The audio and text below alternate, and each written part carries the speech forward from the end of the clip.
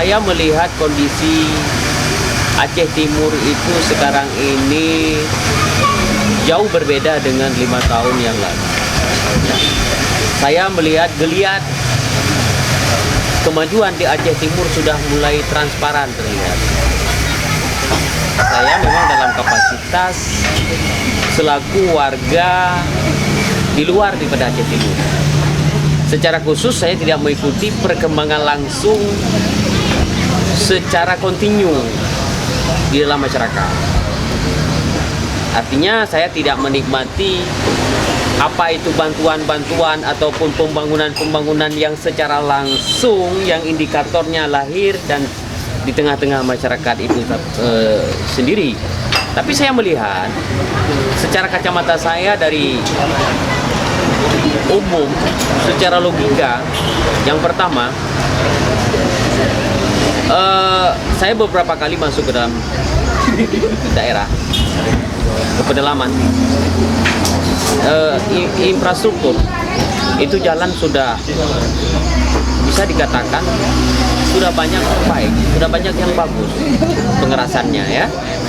Kemudian yang kedua, terjaganya eksistensi pendapatan masyarakat. Dalam hal ini mungkin bisa kita gambarkan masyarakat petani tambak. Saya rasa jarang-jarang ada kepala daerah atau kebijakan daripada kepala daerah yang menyiramkan bibit ikan ke sungai. Ini adalah merupakan satu terobosan untuk menjaga eksistensi ekosistem ataupun ikan lain sebagainya. Ini supaya dia tumbuh kembang dan supaya masyarakat pun bisa secara terus-menerus mengambil hasil di tengah wabah penyakit manusia yang mengambil selalu hasil yang di sungai itu, jadi membuat suasana ikan, udang dan lain sebagainya kan jadi semakin langka. Nah, di tengah kelangkaan ini ada terobosan daripada pemerintah menabur kembali bibit supaya masyarakat bisa mencari nafkah di situ. Ini luar biasa, ya, luar biasa sekali. Kemudian di segi kota, infrastruktur saya melihat juga kota sudah tertata dengan rapi. Ditambah lagi satu format daripada pembuatan kantor bersama. Ini kantor terpadu. Saya melihat ini bukan pekerjaan yang mudah. Dalam waktu yang paling singkat kantor itu sudah rampung dan bisa dipergunakan dalam sekejap mata. Tidak lebih daripada 5 tahun, tidak sampai 5 tahun.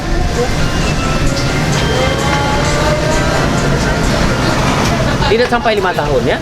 Itu sudah berdiri dan sudah bisa dipergunakan oleh masyarakat. Dan itu sangat memudahkan pelayanan masyarakat.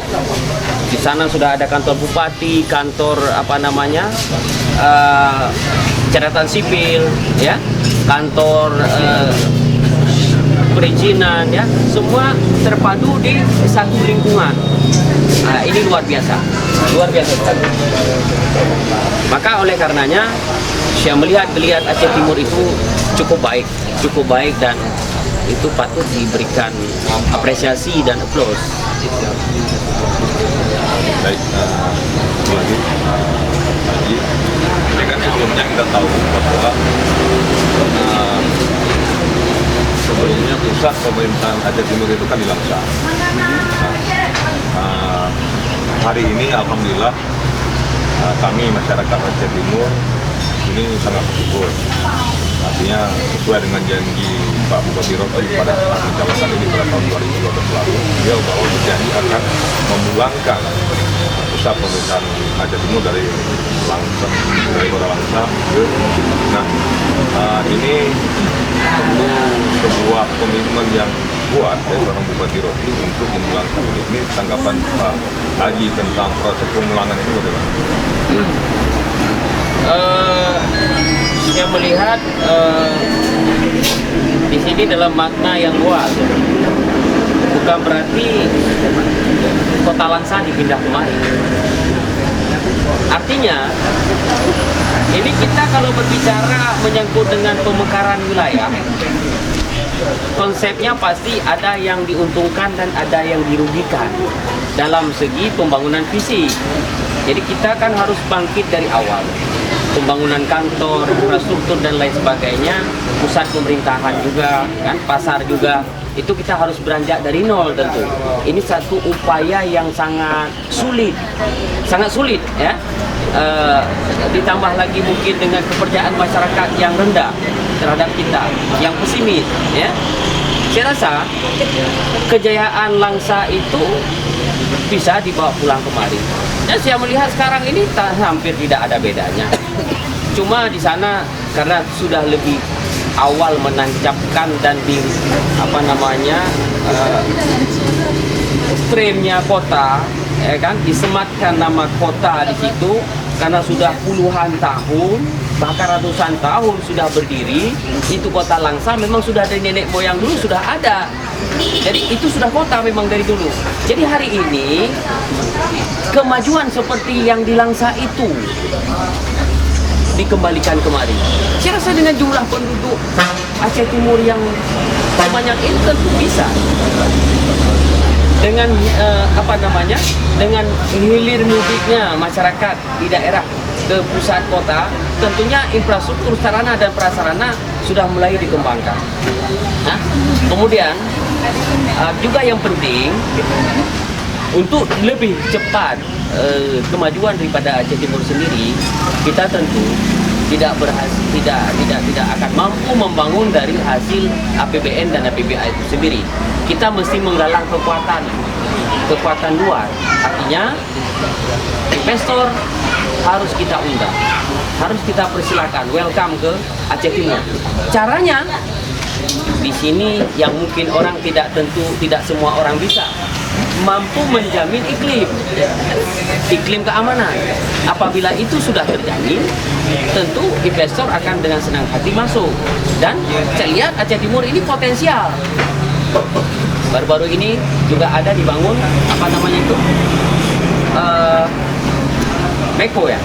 Meko. Dan banyak lagi sumber-sumber alam yang belum tergali di Aceh Timur, kan gitu. Jadi ada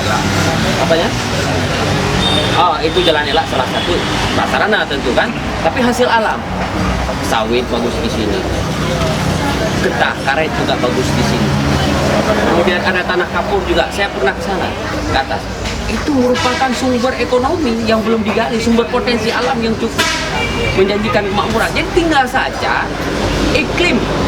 Saya rasa Bupati Aceh Timur ini yang lalu, yang ini Bang Rocky ini, saya rasa cukup punya kapasitas untuk itu. Dari gregetnya, dari sistem dia membangun komunikasi, terlihat sudah belum sampai 5 tahun kantor sudah rampung. Ini luar biasa. Dan ini tentunya tidak dimiliki oleh sembarangan bupati. Tadi Pak Haji ada menyinggung tentang Bupati Rocky. Memang mungkin kami di sini mungkin di Aceh Timur lebih namanya Hasbalah kita itu lebih kalau menurut kacamata Pak Haji sendiri, dari sudut pandang Pak Haji, sosok Bupati Rocky ini bagaimana sepak terjang beliau selama 5 tahun terakhir, yang Pak Haji tahu itu? Inilah yang unik bagi saya. Saya lama sudah mengenal beliau. Inilah yang unik. Beliau itu bisa berbaur dalam multi suasana. Dia bisa berbaur dalam multi suasana. Dengan anak-anak juga bisa berbaur. Dengan ulama juga bisa berbaur. Dengan pemuda juga bisa berbaur. Saya pernah satu kali berjumpa dengan beliau ketika saya bertemu waktu mengisi ceramah. Saya hampir terkecoh, karena beliau duduk di kedai kopi yang yang berlantaikan tanah sambil pakai kain sarung ngopi. Saya tidak mengira bahwa beliau seorang bupati. Artinya beliau sangat bisa beradaptasi. Dan intinya seseorang pemimpin yang beradaptasi dengan masyarakat berarti dia mampu dan mampu mengenali watak masyarakat dan kredibilitas masyarakat. Secara histori dia sudah dapat. Dia sudah mengerti bagaimana kondisi situasi Aceh Timur, filosofi masyarakatnya sudah cukup paham. Berarti dia diistilahkan kalau montir mengerti kendaraan yang dia perbaiki, insya Allah kereta itu akan baik. Karena tentunya yang kita suruh perbaiki pada montir yang mengerti kendaraan dan mengerti mesin tentunya tidak akan salah pasang mor. Begitu filosofinya begitu. Jadi Pak Haji, ini kan kita tahu bersama bahwa Pak Bupati Rocky ini mencalonkan diri untuk maju kembali pada pilkada tahap dan berikutnya. Nah, pengen mungkin Pak Haji sedikit banyak dan tahu Pak Bupati Rocky itu bagaimana. Kita ada nggak pesan kepada masyarakat Aceh Timur untuk dalam pilkada ke depan? Saya pesan, kita sebenarnya sekarang sudah era kemajuan, era intelektual. Kedepankan intelektualitas kita, kedepankan nilai pemikiran kita, kedepankan rasional, berpikir secara rasional. Kalau berpikir secara rasional dapat. Dan apa yang dilakukan oleh Bupati Rocky saat ini, kalau berpikir secara rasional tanpa menafikan, jujur beliau punya potensi. Jujur beliau punya potensi. Itu kalau mau berpikir secara rasional, ya.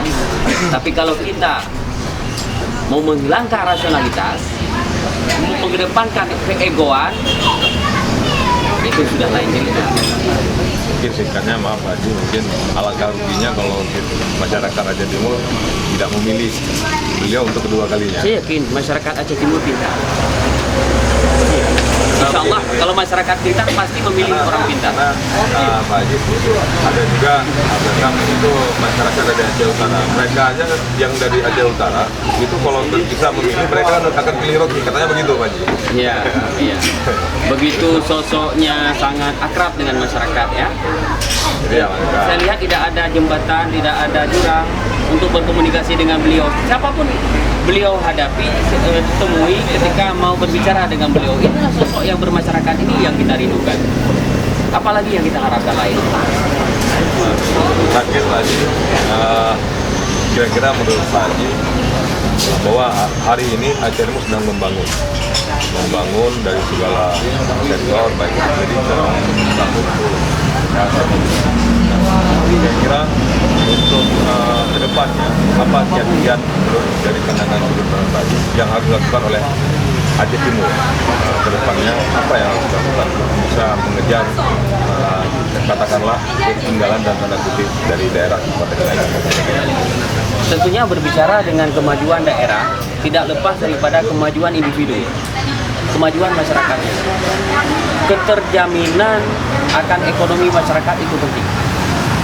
Sarana dan prasarana juga penting sebenarnya, tapi kemandirian ekonomi masyarakat itu penting. Nah, bagi saya ada satu hal yang mungkin itu tidak terlalu nego-nego untuk dilakukan dan cukup cepat dan singkat masyarakat itu bisa berdaya oleh penekanan terhadap undang-undang tentang pembentukan dana kampung, BUMG, Badan Usaha Milik Kampung, itu segera diimplementasikan.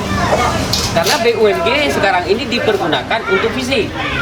Ke depan diharapkan dengan dana BUMG ini, atas dana dari pemerintah daerah juga, kabupaten, sama-sama dikawal, juga sama-sama dibuat satu regulasi secepatnya.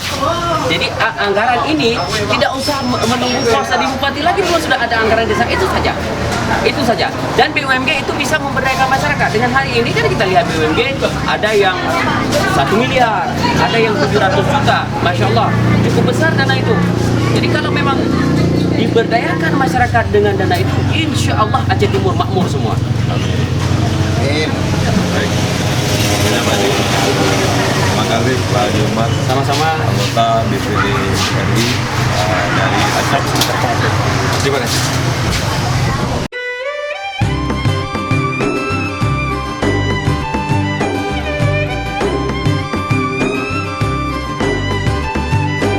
Aceh Timur beres.